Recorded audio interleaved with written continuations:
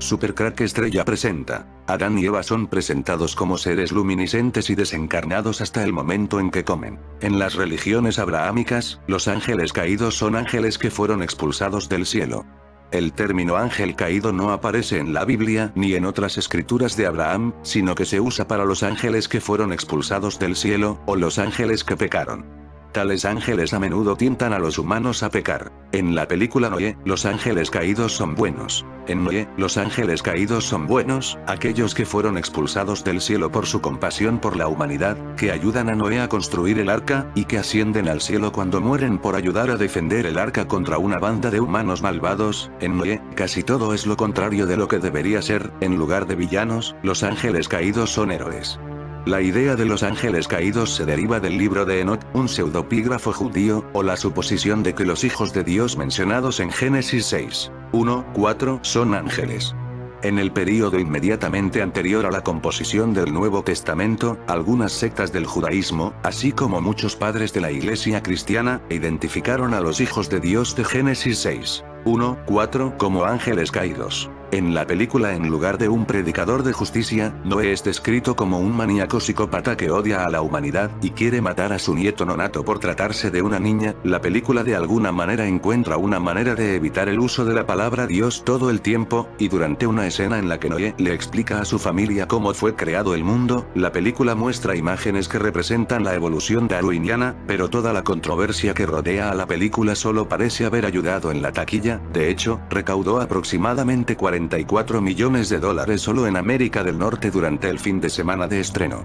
El judaísmo rabínico y las autoridades cristianas después del siglo III rechazaron los escritos enoquianos y la noción de una unión ilícita entre ángeles y mujeres productoras de gigantes. La doctrina cristiana afirma que los pecados de los ángeles caídos comienzan antes del comienzo de la historia humana. En consecuencia, los ángeles caídos se identificaron con los ángeles que fueron guiados por Satanás en rebelión contra Dios y se compararon con los demonios. Sin embargo, durante el período intertestamental, los demonios no fueron considerados como los propios ángeles caídos, sino como las almas supervivientes de sus monstruosas crías. Según esta interpretación, los ángeles caídos tienen relaciones sexuales con mujeres humanas, dando existencia a los gigantes bíblicos. Para purgar al mundo de estas criaturas, Dios envía el gran diluvio y sus cuerpos son destruidos. Sin embargo, sus partes espirituales sobreviven. De aquí en adelante vagan por la tierra como demonios.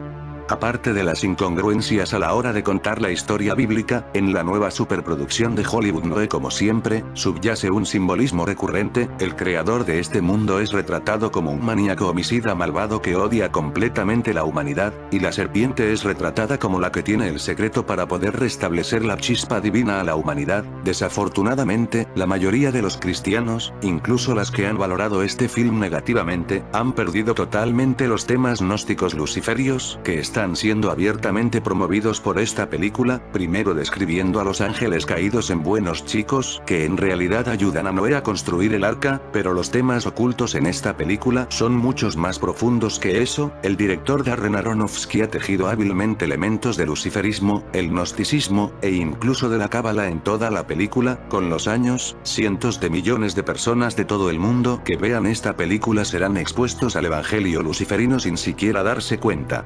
Hay muchas líneas diferentes de gnosticismo, pero en la versión que se le podría denominar el gnosticismo luciferino, el creador de este mundo es un mal que se conoce como demiurgo, y la serpiente es un buen ser que posee el conocimiento secreto, gnosis, que ayudará a la humanidad a redescubrir la chispa divina que ya reside dentro de ellos. La siguiente es la forma en Wikipedia describe cómo los gnósticos tienden a ver a Dios. Peculiares enseñanzas sobre la divinidad. Entre estas se encontraba la de que todo espíritu era divino, incluyendo la parte espiritual del hombre, el alma, que no necesitaba a nadie para salvarse a sí mismo, siendo Cristo enviado a revelar esa verdad. Por otra parte, el creador ordenador de la materia, llamado Demiurgo, al multiplicar con su creación la materia, sería un ser malvado y opuesto al verdadero ser supremo del cual surgió. Se trata de una doctrina, según la cual los iniciados no se salvan por la fe en el perdón gracias al sacrificio de Cristo, sino que se salvan mediante la gnosis, o conocimiento introspectivo de lo divino, que es un conocimiento superior a la fe. Ni la sola fe ni la muerte de Cristo bastan para salvarse. El ser humano es autónomo para salvarse a sí mismo. El gnosticismo es una mística secreta de la salvación. Se mezclan sincréticamente creencias orientalistas e ideas de la filosofía griega, principalmente platónica, es una creencia dualista. El bien frente al mal, el espíritu frente a la materia, el ser supremo frente al demiurgo, el espíritu frente al cuerpo y el alma. En la forma más radical de gnosticismo cristiano, el demiurgo es el dios celoso del Antiguo Testamento.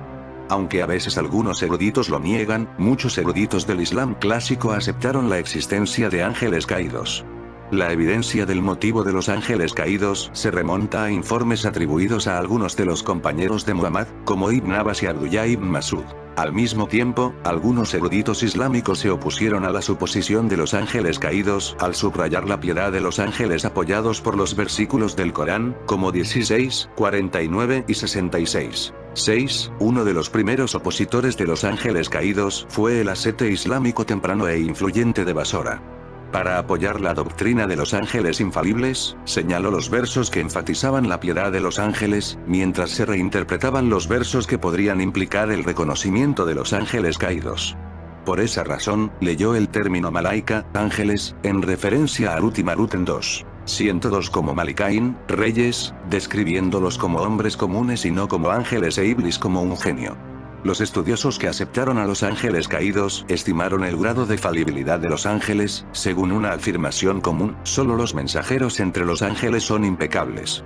Los académicos han discutido si los genios coránicos son idénticos a los ángeles caídos bíblicos, aunque los diferentes tipos de espíritus en el Corán a veces son difíciles de distinguir. Los genios en las tradiciones islámicas parecen diferir en sus características principales de los ángeles caídos. Por tanto, el Noé de Aronofsky es una historia inventada que contiene un gran pozo referencial en cada una de sus imágenes y en los objetos que aparecen en sus escenas.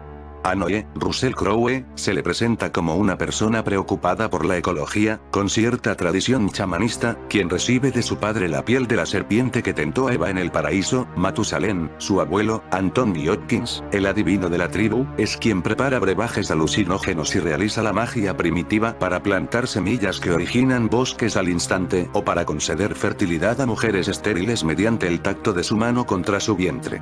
Los ángeles caídos, atados a la tierra, han sabido escaparse, aunque sus cuerpos han quedado constituidos en roca, y ahora se lamentan del castigo de Dios que no comprenden, huyendo despavoridos de la furia de los humanos que les persiguen para matarles. Ayudados por Matusalén se refugian en la región oscura donde los hombres de Tubal-Caín, Ra y Winstone, dejan de perseguirles. Posteriormente ellos ayudarán a Noé a proteger el arca, defendiéndole de la furia de los mortales que en grupo liderado por Tubal-Caín van en masa a matar.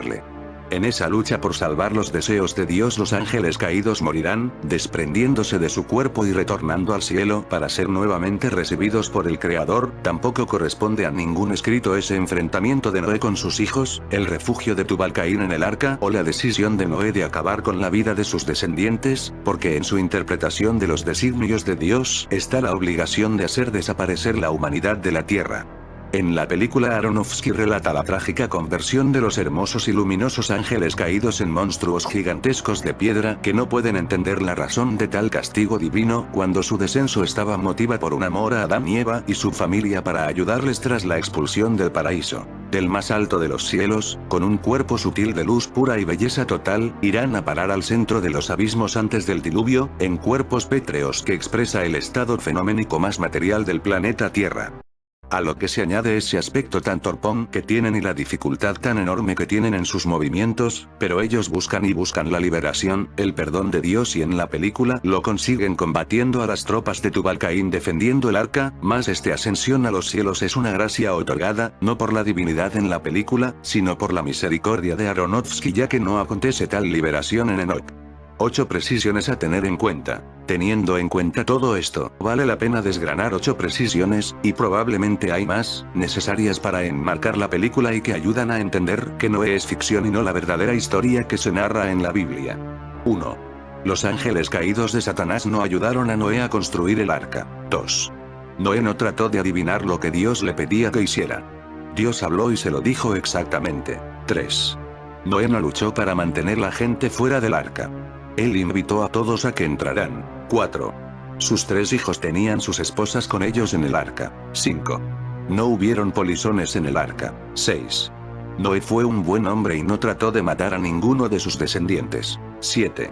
El trabajo de Noé no fue presidir la extinción humana, sino proporcionar un camino de salvación para la humanidad, y él entendió eso desde el principio. 8. De forma similar, Dios ofrece una vía de salvación para la humanidad a través de su Hijo Jesús. ¿Quieres subir a bordo con él? En el cómic de Noé podemos ver el planeta Nibiru. Paramount Pictures, quien hizo un notable esfuerzo estratégico por vender esta película al amplio y rentable público cristiano, detallaba en la web oficial la siguiente descripción. La película está inspirada en la historia de Noé. Aunque la licencia artística se ha tomado, creemos que esta película es fiel a la esencia, los valores y la integridad de la historia, que es la piedra angular de la fe de millones de personas en todo el mundo. Sitio web oficial. Muy contrario a esto, el director Darren Aronofsky mencionó sobre el film: Noé es la película bíblica menos bíblica jamás hecha, y me importa una mierda las calificaciones. Según las fuentes oficiales, Paramount realizó su propia versión de la película recortando muchas de las escenas del director para hacer un film más fiel a la historia bíblica, pero debido a una mala crítica de The New Yorker al final la versión de Aronofsky fue la que llegaría a las salas de cine. Luego de esta decisión, Paramount terminó en un gran dilema tras las críticas de prensa de las proyecciones iniciales, donde encontraron que muchos cristianos estaban molestos porque la película Noé no fue fiel a la narrativa bíblica. Esto no debería ser una gran sorpresa, ya que Aronofsky promueve elementos ocultos y gnósticos como en sus otras películas, añadiendo a esto el hecho de que él se refiere a la historia de Noé como un gran fábula, y no tiene motivos para referirse a la historia con algún sentido de respeto o reverencia a Dios. Aronofsky admitió: yo no creo que es una historia religiosa, creo que es una gran fábula que es parte de muchas religiones diferentes y prácticas espirituales. Darren Aronofsky, Variety 2012. Es claro que al final fue la versión de un egocéntrico Aronofsky la que se colocó por encima de la versión de Dios sobre la historia de Noé, y si estaba esperando una historia bíblicamente fiel sobre redención y obediencia, usted va a ser profundamente decepcionado. Lo que veremos ahora es la exégesis invertida y manipulada de la mente del director sobre la historia de Génesis. La luz y la piel de serpiente. Durante el desarrollo del argumento vemos que se muestran visiones de lo que Noé conoce sobre la creación del mundo y la primera pareja que fue desterrada del Edén. Cuando él y su familia se encuentran reunidos en el arca, empieza a narrar la historia de la creación. Adán y Eva, quienes están hechos de luz, se encuentran frente a los dos principales árboles de la creación. Adán y Eva son claramente extraterrestres creados como híbridos de la especie extraterrestre con humanos, son de luz porque se alimentan de la radiación y lucen de esta manera. Ahora sabemos que los extraterrestres, que en realidad son ángeles caídos, se alimentan de radiación. La radiación podría ser el alimento de seres extraterrestres. Una bacteria es el centro de atención de los científicos que estudian las condiciones de vida en otro planeta. La vida extraterrestre podría alimentarse de rayos cósmicos, según investigación científica. Los extraterrestres podrían no necesitar luz, carbono u oxígeno para sobrevivir, indispensables para la vida en la Tierra, solo radiación. Un grupo de científicos de Estados Unidos encontró que la bacteria de Sulforudis audax viator, descubierta en 2002 bajo tierra en Sudáfrica, se alimenta de uranio radioactivo y carece de todo lo necesario para hacer fotosíntesis. Según un artículo del IBScience de este miércoles, estos investigadores creen que este microorganismo es evidencia de que es posible hallar seres que se alimentan de radiación cósmica en otros planetas o de los rayos que arrojan las supernovas. ¿Quién puede asegurar que en otros mundos la vida no sea así?, dijo al medio Dimitra Atri, miembro del equipo del Instituto Espacial de Ciencias Blue Marble de Seattle. La bacteria también tiene la capacidad de sobrevivir a las moléculas de agua y azufre en el medio rocoso en el que fue hallado, comentó Atri. Si no se encuentra ningún error en la investigación que sustenta este descubrimiento, los científicos tendrían que volver la mirada a lugares que se pensaban imposibles para la vida. La bacteria hallada en Sudáfrica demostraría que los cuerpos extraterrestres se podrían alimentar de radiación. Por esta razón llaman a los arcontes parásitos. En la película Noé, el árbol de la vida y el árbol de la ciencia del bien y del mal, la primera pareja vestida de luz superior. En la película Noé, ¿pero qué clase de doctrina enseña que Adán y Eva estaban hechos de luz? Esto no proviene de la Biblia, sino de la Cábala, que básicamente es una escuela de esoterismo judío y gnosticismo. Curiosamente, uno de los libros judíos que enseñan sobre la Cábala se denomina el Zohar, término usado en la película como un mineral que emana luz de su interior, conocimiento. El verdadero Zohar judío menciona: cuando nuestro padre Adán habitaba el jardín del Edén, estaba vestido, como todos los que estaban en el cielo, con una prenda hecha de la luz superior.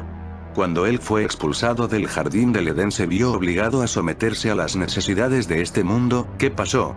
Las escrituras nos dicen que Dios le hizo al hombre y su mujer túnicas piel y los vistió. Pues antes tenían túnicas de la luz más alta utilizada en el Edén. En la visión gnóstica se enseña como principio que existe una gran oposición entre el mundo espiritual y el mundo material. Eso es exactamente lo que vemos en la historia de Noé. La primera pareja deja de ser luz y se convierte en seres humanos de carne y hueso. Esta degradación también se verá más adelante con los ángeles que caen del cielo. Durante la misma escena la serpiente hace una bizarra aparición muy lejana de lo que describe la Biblia. Esta cambia de piel justo antes de tentar a la primera pareja, emanando la misma luz que representa la divinidad de hombre. La película muestra que la piel de serpiente es encontrada por el resplandeciente Adán antes de su caída y expulsión, para luego ser heredada a sus hijos hasta la generación del padre de Noé. La película enseña que algo de la divinidad de la serpiente fue entregada al hombre y este a su vez la otorga a su linaje. Esto es gnosticismo básico, ya que fue Lucifer, el portador de la luz, quien entregó la luz del conocimiento. La serpiente desprende parte de su divinidad como regalo al ser humano. Luego de que el hombre es expulsado del Edén, Noé explica que un grupo de ángeles del cielo, los vigilantes, desobedeció a el Creador y fueron arrojados a la tierra y también despojados de su divinidad. En la película vemos como estos ángeles caídos llegan a la tierra en forma de luz para luego convertirse en monstruos de lava que finalmente terminan con cuerpos hechos de roca. Esta es otra alegoría a la teología gnóstica de la inferioridad del cuerpo humano y cómo sirve como prisión del espíritu. También es el principio de la creencia nueva era de que somos dioses en cuerpos físicos, enfocados en iniciar un proceso de iluminación esotérica. Al final todas estas imágenes están relacionadas al luciferanismo y la búsqueda de la divinidad sobre la materia. Esta forma que tomaron los ángeles caídos de roca es muy parecida a lo que ocurrió en Chernóbil, el sótano de Chernóbil que tiene el honor de ser el lugar más peligroso del mundo. ¿Se imaginan un lugar en el que estar una hora en él le provocara la muerte? Ese lugar existe y, a día de hoy, sigue siendo una de las zonas más misteriosas del mundo. ¿Alguna vez has pensado cuál es el lugar más peligroso del mundo? Pero no hablamos de imposibles, sino del lugar al que puedes acceder entrando por tu propio pie y del que sería muy complicado que pudieras salir con vida, pues todos los caminos apuntan a una misma dirección. Un sótano de Ucrania en el que, en menos de una hora, podrías fallecer. Un lugar conocido como la Pata de Elefante que nació hace 33 años y que sigue siendo una zona rodeada de misterio. Un 26 de abril de 1986, tuvo lugar el accidente más grave de la historia de la humanidad.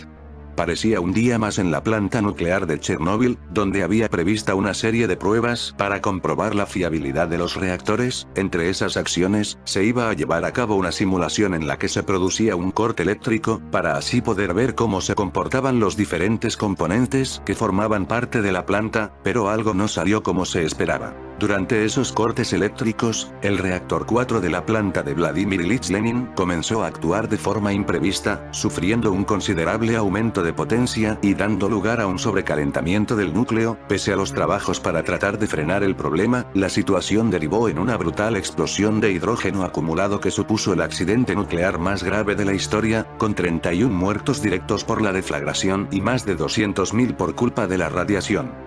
La gravedad del accidente provocó que los primeros en intervenir fueran los bomberos, cuyo comportamiento heroico evitó una catástrofe mucho mayor. Sin embargo, una vez estabilizada la situación, no sería hasta muchas semanas más tarde cuando comenzaron a conocerse hasta el detalle más mínimo las consecuencias reales de lo ocurrido. Y, en una de esas inspecciones visuales, muchos meses después de la explosión, se encontró lo inesperado: la pata de elefante. La pata de elefante o pie de elefante es una masa extremadamente radiactiva compuesta de corium formada durante el accidente de Chernóbil, en abril de 1986, y fue descubierta en diciembre del mismo año. Su nombre lo obtiene debido a su arrugada apariencia y forma, características del pie de un elefante. La masa se encuentra debajo del reactor número 4 de la central nuclear de Chernóbil. El pie del elefante es una gran masa de corium negro con muchas capas, que se asemejan externamente a la corteza de los árboles y vidrio. En junio de 1998, las capas externas de la masa comenzaron a convertirse en polvo y toda la masa comenzó a agrietarse. La masa ha penetrado a través de al menos 2 metros de hormigón armado, pero a partir de 2016 ha dejado de moverse. Dicha masa todavía irradia calor porque hay una desintegración natural en curso. Se creía que pudiese penetrar el hormigón, por lo que podría alcanzar las aguas subterráneas. Puede causar un escape catastrófico de sustancias radiactivas en las lagunas cercanas.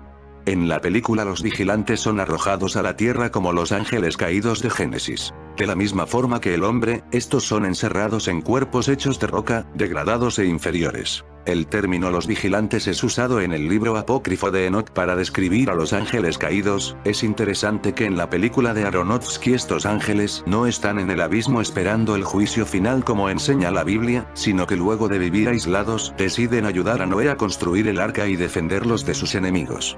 Luego de que estos son asesinados por los hombres que intentan tomar el arca, son ascendidos nuevamente al cielo en forma de luz, siendo redimidos por el Creador. Adolphe Frank explica sobre la cosmología de la Cábala. No hay nada absolutamente malo. Nada es maldito para siempre, ni siquiera el arcángel del mal o la víbora como se le llama a veces. Llegará un momento en el que él recuperará su nombre y su naturaleza angelical.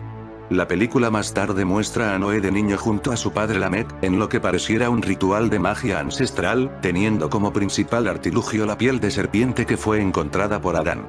Su padre la pone alrededor de su brazo hasta el extremo de su mano. Es importante notar que esta brilla, quizás para dejar en claro que Lamec ha sido iluminado por esta reliquia. Pronto podemos ver que él intenta heredar este poder a su hijo Noé. ¿Es esta una forma de representar el conocimiento a través de los linajes?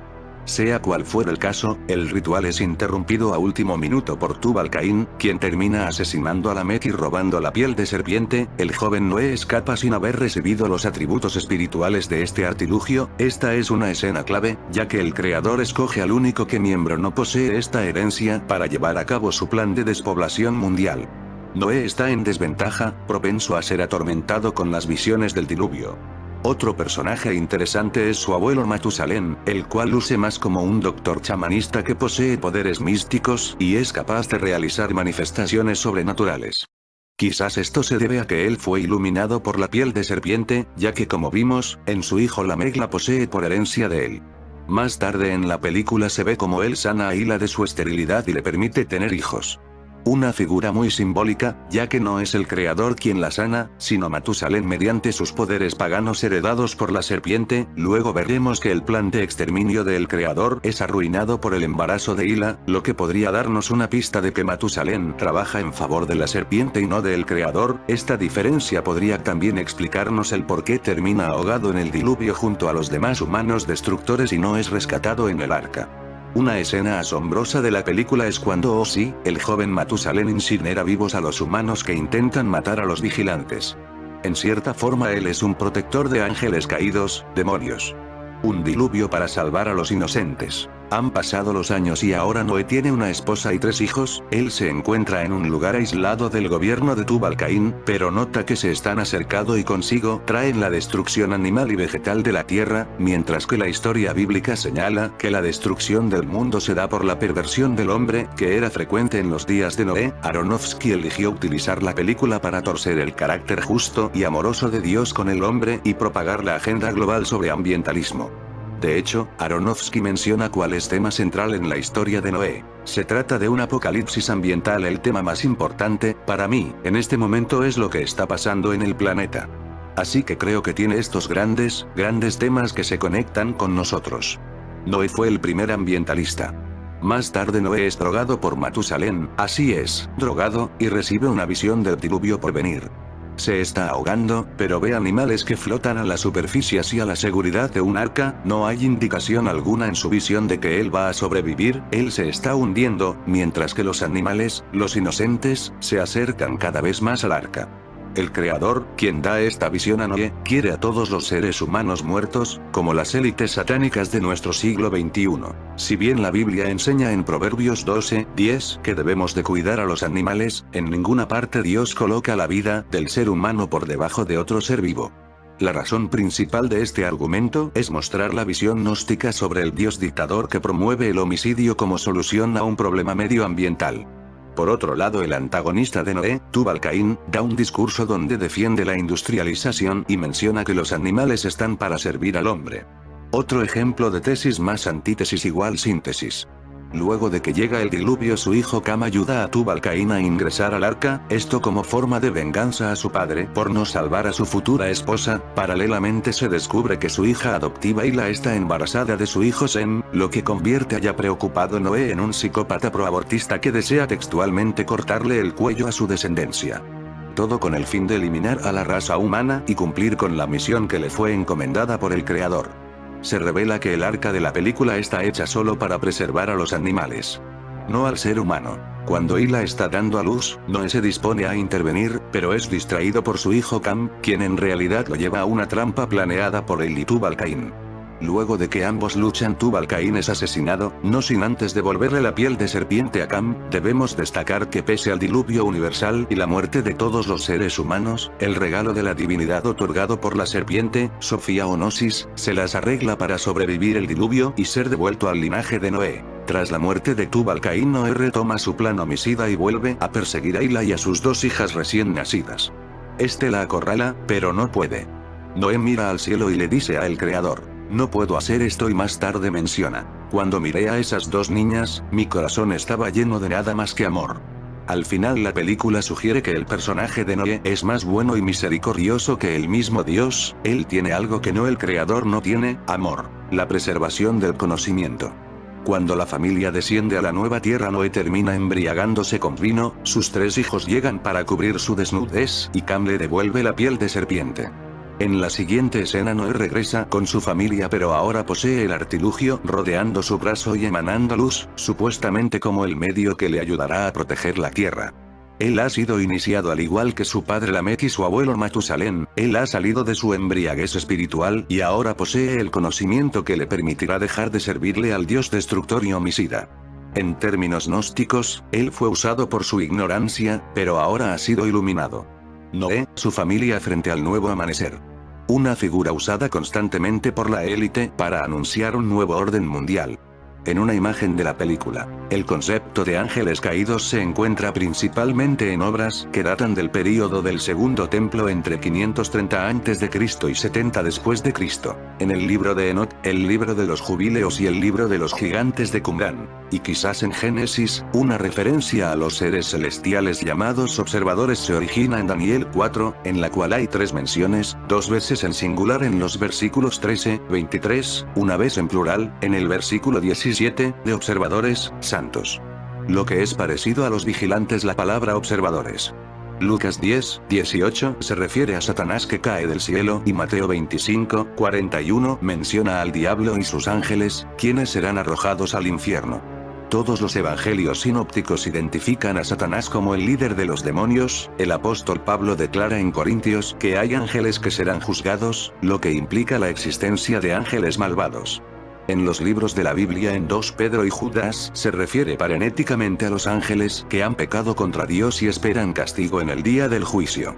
Podemos tener básicamente dos tipos de vida según lo que nuestra imaginación nos dé. Por un lado, vida similar a la que conocemos en nuestro planeta, o sea, seres similares a plantas y animales, y por otro lado, seres exóticos, o sea, vida que no podemos imaginar por lo extraño que serían. Para hacer este ejercicio más sencillo, nos centraremos en la vida como la conocemos, y que si lo vemos en el cine, es lo más fácil de inventar, desde seres parecidos a humanos, pulpos o insectoides, porque no tenemos la capacidad de imaginar algo que no hayamos visto antes. Se estima que los primeros seres vivos fueron similares a bacterias, y aparecieron hace 3.600 millones de años, pero los seres multicelulares no aparecen hasta hace 1.000 millones de años, o sea, la vida simple dura mucho cuando se forma, por lo que es más fácil pensar que encontraremos primero algo similar a una bacteria o un unicelular que un ser complejo similar a una planta o un animal. Pero asumamos que la vida se puede dar de la misma manera como los seres de la Tierra, planetas y orbes del universo con seres que podríamos reconocer como animales y plantas. Aún así, estos no serían idénticos a los terrestres, pues van a depender de muchas condiciones. En las plantas terrestres predomina el color verde, esto debido al proceso de fotosíntesis y el pigmento asociado a este proceso llamado clorofila, el cual se encarga de captar la luz para transformar materia inorgánica en orgánica. En palabras sencillas, crean su propio alimento a partir de la luz de nuestra estrella llamado Sol, la cual es una enana amarilla.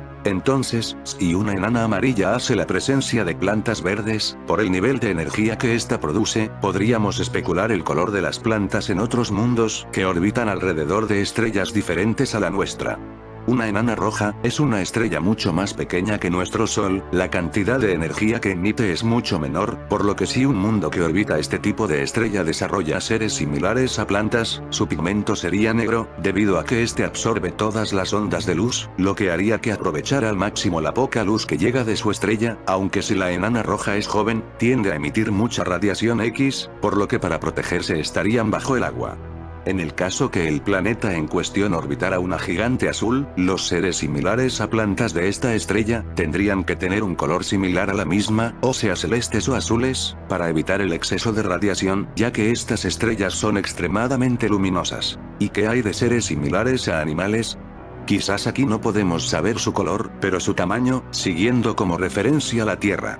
Un animal terrestre evolucionó con la gravedad terrestre, y debido a esta fuerza, o consecuencia de la curvatura del espacio-tiempo en relación a su masa, se levantan luchando contra esta atracción que los pega al suelo, motivo por el cual, animales demasiado grandes como la ballena azul, están en medios acuáticos, o en cuatro patas como los elefantes o dinosaurios de cuello largo. Un planeta enano, una luna o cualquier orbe más pequeño que la Tierra, tendría menos gravedad, lo que haría que los seres puedan caminar erguidos, ser mucho más altos y estar estilizados. Por otro lado, una supertierra o cualquier orbe con demasiada gravedad no permitiría que los seres se levanten, por lo que serían muy anchos, y se arrastrarán o reptarían. Pensar en planetas gaseosos, orbes con solventes diferentes al agua, remanentes estelares como estrellas de neutrones o agujeros negros, son campos que ya caerían en vida exótica, pues la vida como la conocemos no se adaptaría a medios así. En Noah, la producción cinematográfica épica de Darren Aronofsky, Adán y Eva son presentados como seres luminiscentes y desencarnados hasta el momento en que comen el fruto prohibido, pues que Adán y Eva, antes de la caída, eran seres de luz. Y que es a ese estado al que algunos están tratando de regresar, con la máquina de Suiza llamada CERN. En fin amigos de Supercrack Estrella, si el video te gustó pulgar arriba.